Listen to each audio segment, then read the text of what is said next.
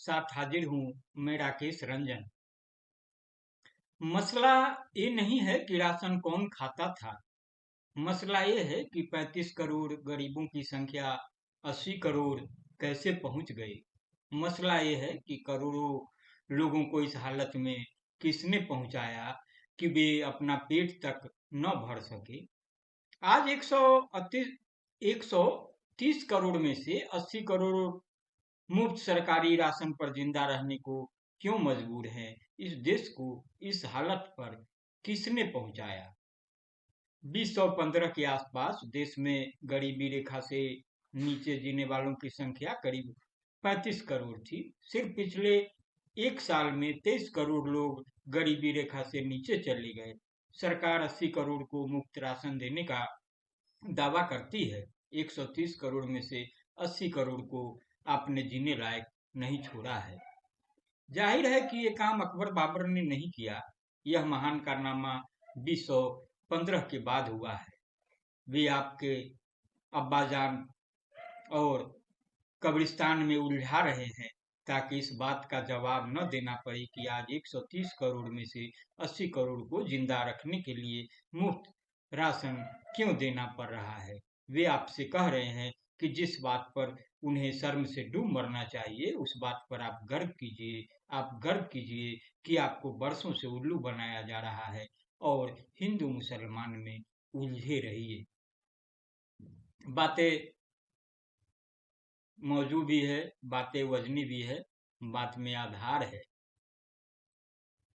कहने वाले क्या कहते हैं, वे क्या कहना चाहते हैं, वे क्या सुनाना चाहते हैं, आपको क्या सुनना है, क्या समझना है। आज ही प्रधानमंत्री नरेंद्र मोदी झारखंड के जमशेदपुर में थे। जमशेदपुर टाटा का नगर, औद्योगिक नगरी है। वहाँ उनके साथ मंच पर झारखंड के पूर्व मुख्यमंत्री मधु कोड़ा भी मौजूद थे। ये वही मधु कोड़ा है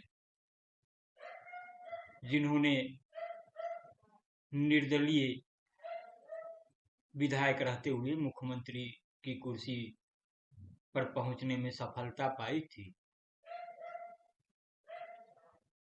कांग्रेस ने उन्हें सहयोग किया था। उनके मुख्यमंत्रित्व काल में कई बड़े घोटाले हुए।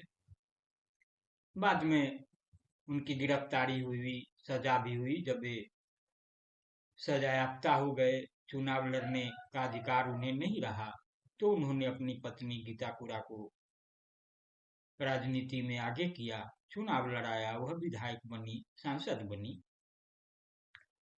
पिछले लोकसभा चुनाव में भाजपा ने गीता कोड़ा को अपने पाले में किया। गीता कोड़ा भाजपा में शामिल हुई और उसी सिंहभूम सीट से चुनाव लड़ी, जहां से वह कांग्रेस की सांसद थी। हालांकि वह चुनाव हार गई।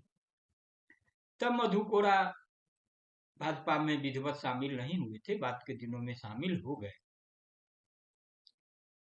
तो आज वे प्रधानमंत्री नरेंद्र मोदी के साथ मंच साझा कर रहे थे।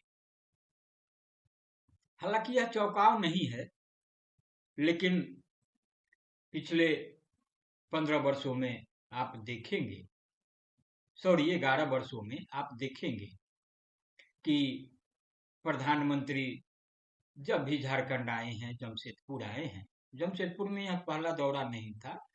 वे हर चुनाव के मौके पर आते हैं और अपनी बातें कहते हैं। तो इस बार चूंकि मधु कोड़ा साथ थे तो भ्रष्टाचार का मुद्दा गायब था। उन्होंने सिर्फ इतना कहा कि झामुमो जो है वह कांग्रेस के कब्जे में है, उस पर कांग्रेस का भूत सवार हो गया है, राजद का भूत सवार हो गया है। तो यही कुछ बातें हैं जिस पर आप सोचिए गंभीरता से, और सुनने के बाद लाइक करें, शेयर करें और प्रतिक्रिया से जरूर अवगत कराएं।